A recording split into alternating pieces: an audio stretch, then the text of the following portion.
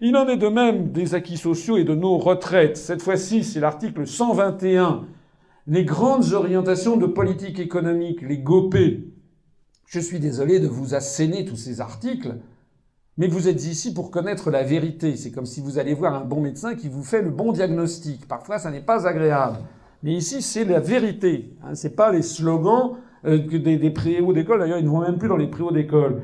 La vérité, c'est que toutes les politiques économiques des États de l'Union européenne sont désormais fixées par la Commission européenne en vertu de l'article 121 des GOPE, des grandes orientations de politique économique. Ça veut dire notamment que la Commission doit surveiller l'évolution économique dans chacun des États, la conformité des politiques économiques avec les grandes orientations.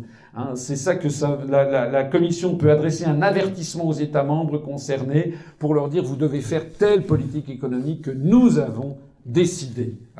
Voilà. Alors, je le précise souvent, c'était un exemple, mais qui a beaucoup frappé les gens qui ont vu cette conférence, c'est que la personne qui a dirigé la France, l'une des vraies personnes qui a dirigé la France pendant les années 2000, c'est ce monsieur. Monsieur s'appelle monsieur Klaus Regling. Il est d'ailleurs maintenant, il a quitté ses fonctions, il est à la tête du FESF, le Fonds européen de solidarité financière. C'est un fonctionnaire allemand. Pourquoi je dis que c'est lui qui a largement dirigé la France? C'est pas du tout Chirac, c'est pas Jospin, c'est pas Villepin, c'est pas comment s'appelle-t-il, Raffarin, c'est pas Fillon, c'est pas Sarkozy. C'est lui parce qu'il était, lui et puis les gens de la direction de la Commission, il a été pendant de nombreuses années le directeur général des affaires économiques à la Commission, une des personnes essentielles à avoir fixé le cadre de l'activité politique en France.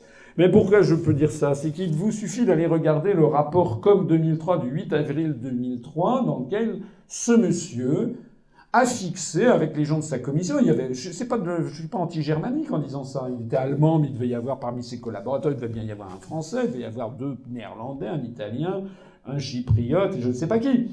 La question n'est pas là, c'est que ce sont des gens qui ne sont pas élus, qui ne parlent absolument pas au nom du peuple français, et qui prennent des décisions d'une importance phénoménale, puisque ce sont tous les cadrages politiques et économiques, au nom des traités européens sans aucune légitimité. Alors qu'est-ce qu'ils avaient décidé? Qu'est-ce qu'avait décidé M. Regling?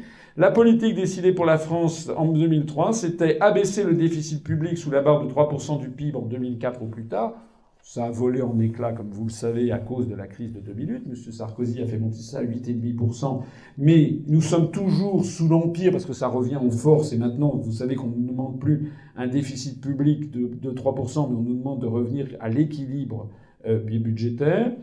Réduire le coût de la main-d'œuvre, notamment pour les bas salaires. Ce qui veut dire le démantèlement des protections sociales, la multiplication des CDD. Vous avez vu, vous allez voir dans les mois qui viennent que M. Hollande va probablement être obligé de supprimer le concept même de CDI.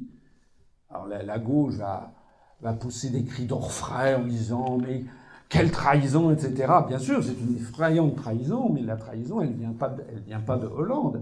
Elle vient du fait que Hollande est un menteur, comme Sarkozy, comme tous, puisqu'ils ne disent pas qui décide. Ceux qui décident, c'est là que ça se passe.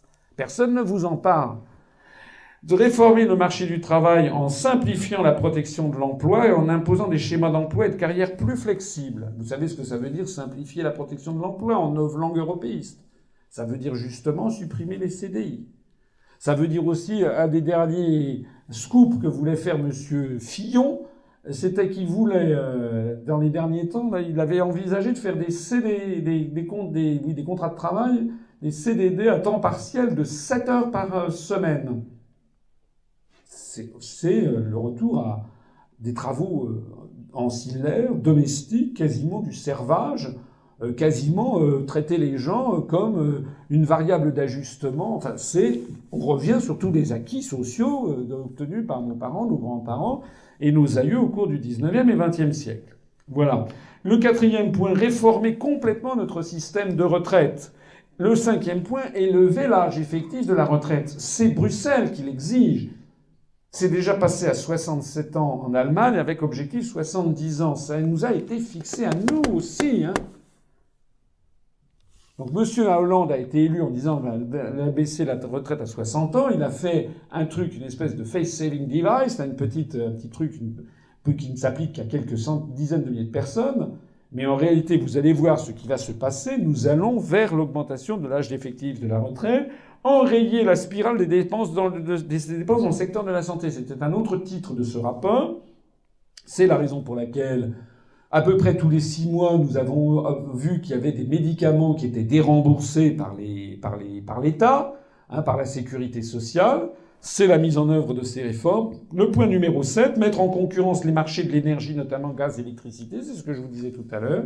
L'irruption de JP Morgan et de Goldman Sachs sur le marché du gaz et de l'électricité en France, qui est un pur scandale, parce que vous imaginez bien que Goldman Sachs International ne se fichait perdument d'assurer la livraison de gaz d'un habitant de Pontarlier. C'est pas ça son problème. Son problème, c'est de dégager le maximum de pognon.